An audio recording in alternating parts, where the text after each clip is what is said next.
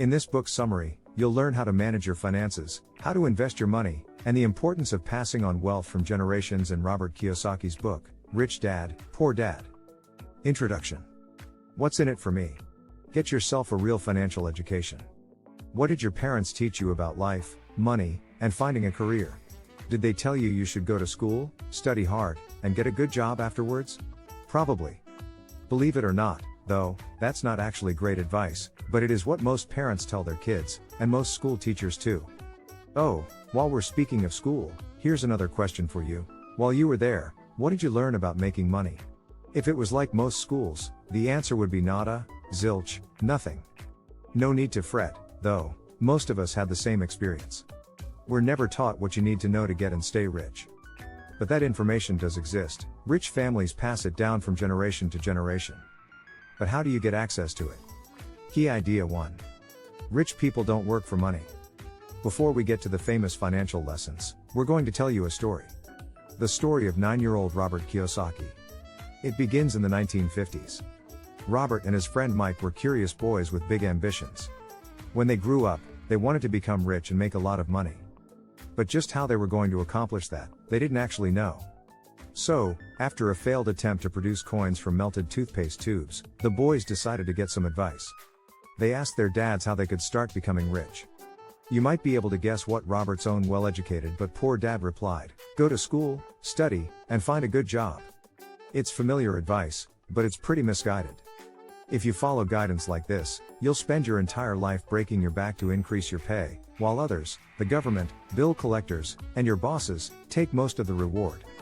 In other words, Robert's poor dad might as well have said, go and join the rat race, the endless routine of working for everyone but yourself.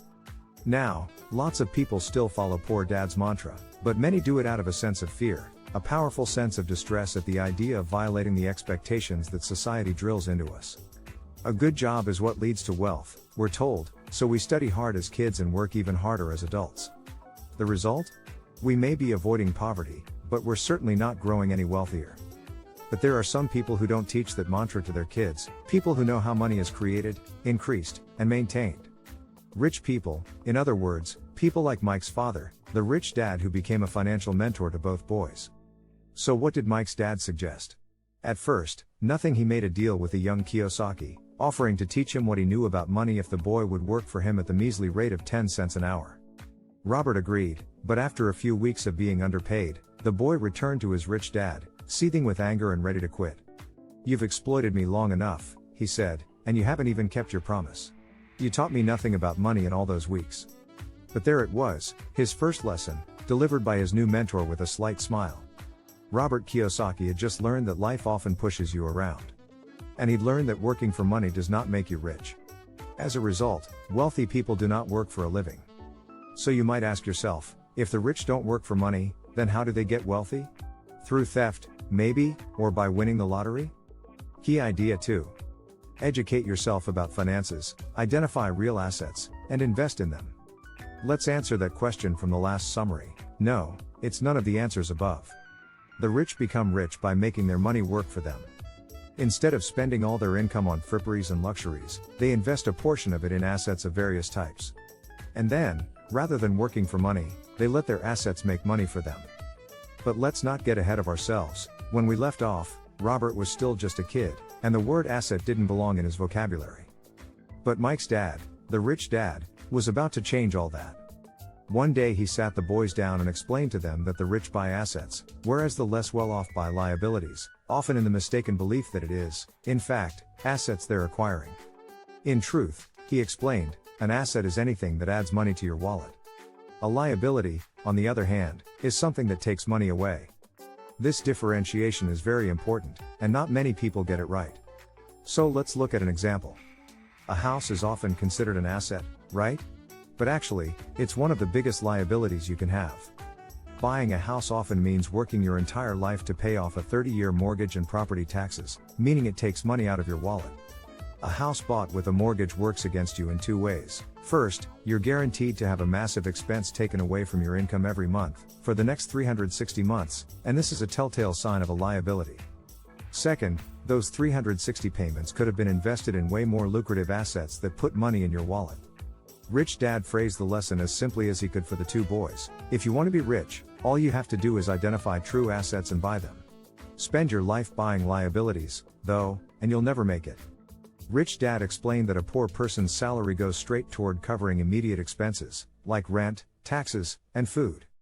A middle-class person's salary needs to cover similar expenses as well as liabilities like a mortgage, school loans, credit cards, and other forms of debt. But rich people?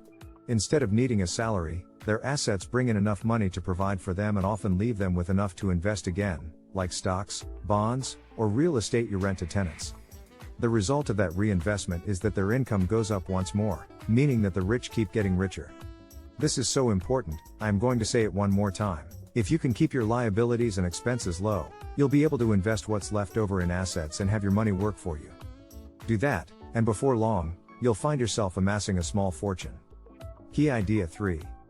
Mind your own business. Make money for yourself, not your employer. At this stage, you might feel like objecting. Sure, it's easy to criticize secure, rat race jobs while telling people to acquire assets, but how can you afford to buy those assets if you don't have a job in the first place? Is the money meant to fall from the sky? Nope. No one's telling you to quit your day job, not yet, at least. What Kiyosaki does stress, though, in his third lesson, is the importance of minding your own business. Now, that doesn't mean keeping your nose out of other people's lives, not in this context. It simply means tending to your own finances and making money not only for yourself but also for your employer. In other words, minding your own business means making money through your portfolio of assets rather than through promotions, bonuses, and raises. When it comes to personal finances, though, there's a difference between your profession and your business. Your profession is whatever you do for 40 hours a week to pay the bills, buy groceries, and cover other living costs. Usually, it gives you a specific title, such as restaurant owner or sales manager. Your business, on the other hand, is what you invest time and money in to help grow your assets. So, how does this tie in with Robert's journey toward financial success? Well, when he was young, his poor dad advised him to focus on finding a secure and well-paying job. His rich dad, on the other hand, told him to start buying assets. Guess whose advice he took? That's right, rich dads. Robert opened his first business at age 9, where he paid his friend's sister to rent out comic books to the kids in the neighborhood. Others did the work, he just collected the money. When he was older, he worked a day job too. In fact, he put in long hours as an employee of large companies like Xerox and Standard Oil of California, but all the while, he was keeping his expenses and liabilities low, investing what remained of his salary, and collecting a healthy portfolio of income-producing assets. That's how Kiyosaki learned to mind his own business. Sure, he had a job too, but what ultimately made him rich was the growth of his assets. The time he spent working for companies and investing his earnings taught him to think of his assets as his own employees. Every single dollar he put into assets was working for him, making him money even while he slept. Sounds pretty sweet, right? Well, if you want to get rich, adopt the same attitude. The odds are that your salary won't make you really wealthy, even with promotions and bonuses thrown in. Your salary can help you buy the assets that will enrich you. The lesson? Learn to distinguish between your profession and your business, because only one will make you rich. You know which one? Key idea 4. By understanding the tax code and the legal system, the rich stay one step ahead of the systems designed to rein them in. When Robert was back in school, one of his favorite stories was the tale of Robin Hood and his band of merry men, the pack of traveling vagabonds who stole from the rich to give to the poor. It was a thrilling story, he thought, but his rich dad disagreed. To him, Robin Hood seemed like a crook. Rich Dad, you see, blamed the Robin Hood fantasy for inspiring the tax system he detested. Just as Robin Hood took money from the rich and gave it to the poor, so too did the government try to take from the rich to give to the needy. But, as Rich Dad explained, they didn't actually succeed. According to Rich Dad, the middle class ended up bearing the burden of taxation, not the rich. The rich were far too clever and well equipped for that, and they deflected tax with sophisticated tools. One of the tools that the rich use to shelter themselves from tax is the corporation. After all, a corporation is allowed to spend pre-tax dollars and is only taxed on what remains after expenses. Individuals, on the other hand, are taxed first, and only then are they allowed to spend the remainder. It's an important distinction.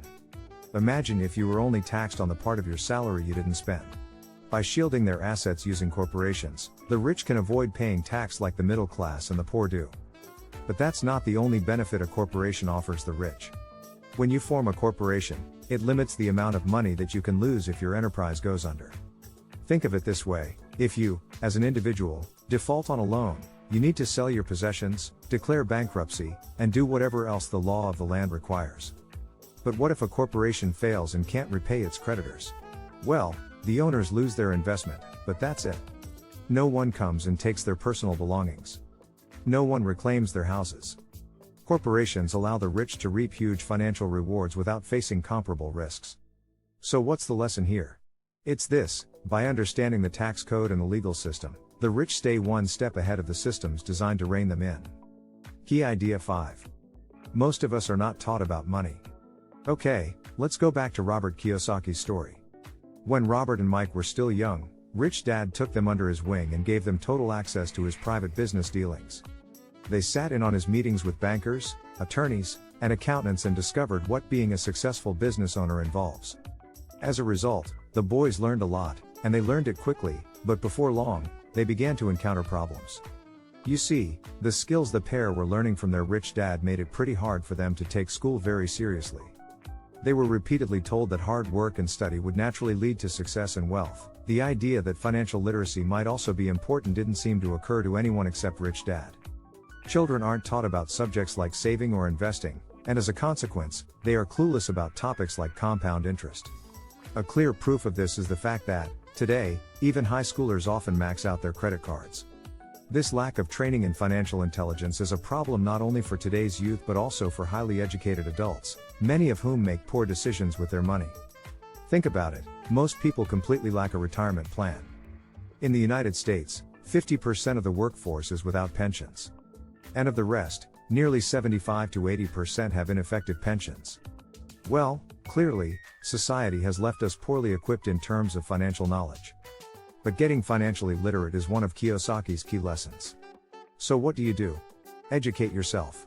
And start establishing a financial strategy. Key idea 6.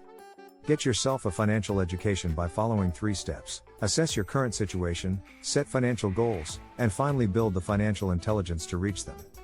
You can start the journey toward personal wealth at any point in your life, but the earlier you get started, the better. Obviously, if you begin at age 20, you're far more likely to become rich than if you begin at age 30.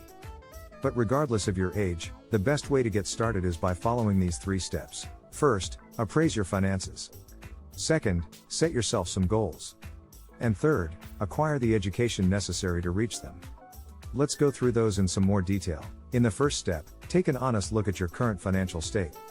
With your current job, what kind of income can you realistically expect now and in the future, and what kind of expenses can you sustainably handle? You may find that the new Mercedes you've been drooling over simply isn't affordable right now. Remember to be truthful. And don't consider money you don't have. After this, you can set realistic financial goals. You could say that you want that Mercedes to be within your reach in 5 years' time. Kim Kiyosaki waited 4 years before purchasing her Mercedes with the proceeds from their apartment buildings. Alright, the next step is to start building your financial intelligence. Consider this an investment in the greatest asset available to you, your mind. Learn how to deal with money. For example, if you're afraid of rejection, try a short stint working for a network marketing company. While you might not get an amazing salary, you'll gain a lot of sales skills and self-confidence, which will be very useful in the future. You can also improve your financial education in your spare time. Enroll in finance classes and seminars, read books on the topic, and try to network with experts. Did you get that? Let's repeat these steps one more time. Assess your current situation, set financial goals, and finally build financial intelligence to reach them. If you base your financial foundation on these building blocks, there's a good chance you'll become wealthy one day. And park that Mercedes in your garage. Key idea 7. Financial intelligence and courage allow the rich to invent money in any situation. In this summary, we're going to look at your attitude toward financial matters. Because if you do want to change your current financial state, you'll need to start handling your finances differently. The biggest change you most likely need to make is learning to take risks. In the real world, it's often not the intelligent who get ahead, it's the daring. Call it what you want, chutzpah, guts, audacity, but being brave enough to take risks is something the rich all have in common. Why? Well, if you don't conquer fear, you'll allow great opportunities in life to pass you by. That's why the studious and the intelligent often struggle financially. Their fear of society's disapproval prevents them from leaving the rat race and growing wealthy. And their fear of losing money is so powerful that it prevents them from investing in stocks or other assets. They fail to appreciate that success always takes guts. That's why financial intelligence can be boiled down to two key ingredients: knowledge, of course, but also courage. It's these two factors that set the rich apart from everyone else. And that is lesson 5. Financial intelligence allows the rich to invent money in any situation. They're able to spot opportunities, they know how to respond to them, and they have the daring to follow through. From the outside, it looks like they're just lucky, but in fact, they're creating their own luck. Robert and Mike learned a lesson that school could not teach them while sitting in on Rich Dad's business meetings. In the real world, success takes guts, not just hard work. When you combine courage with financial knowledge, you can spot opportunities quickly and make the most of every one. In other words, you can almost invent money. Key idea 8. Instead of playing it safe, try investing your money in stocks, bonds, or tax lien certificates. Alright, let's dig a bit deeper into the notion of risk in this summary. What does it actually mean? First of all, taking risks means not always being balanced and safe with your money, which is what you're doing when you put it in basic checking and savings accounts at the bank. Instead of playing it safe, try investing your money in stocks or bonds.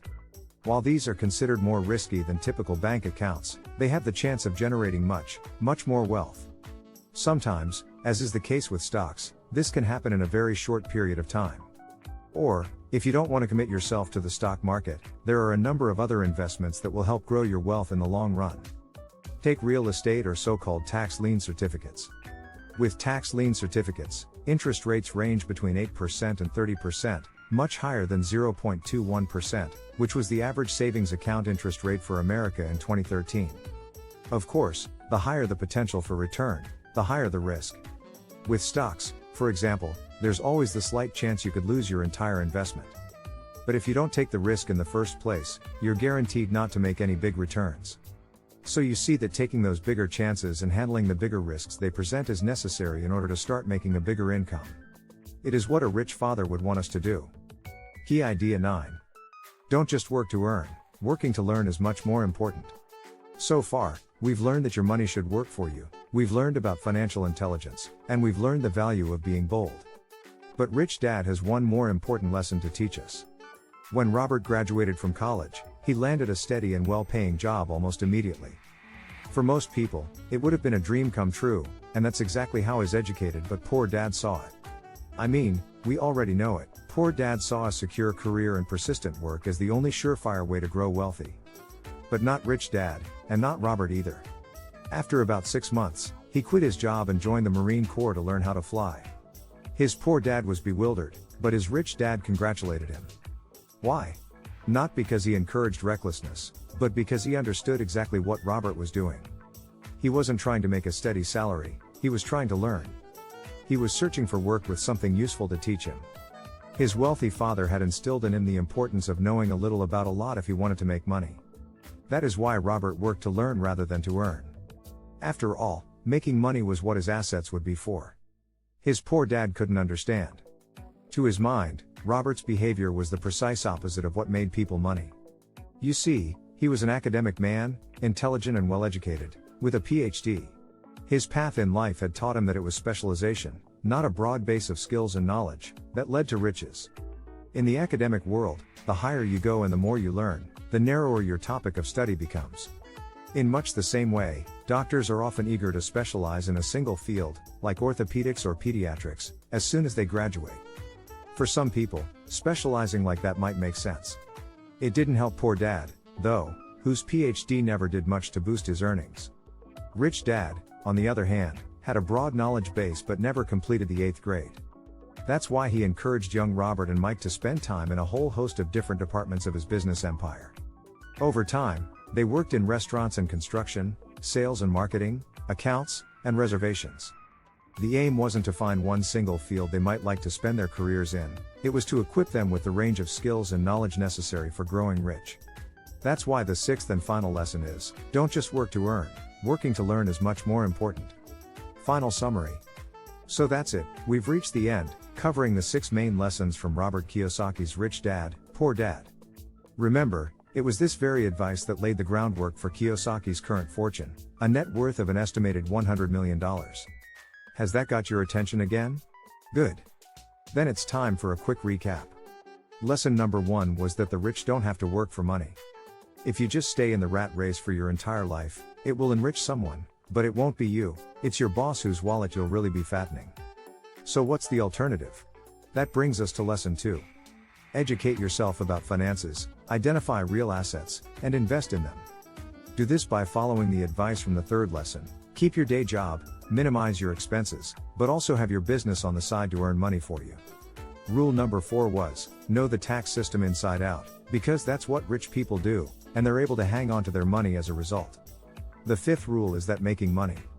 It takes chutzpah, but if you've got it, you can make the most of life's opportunities and invent money in almost any situation. Last but not least is rule number 6, work in order to learn, and learn broadly. Leave specialization to PhD students and physicians. Click the link in the description box to get the book if you want to know more, because there's more to this great book by Robert Kiyosaki. Thank you for watching. Don't forget to subscribe, like, and share this video with family and friends.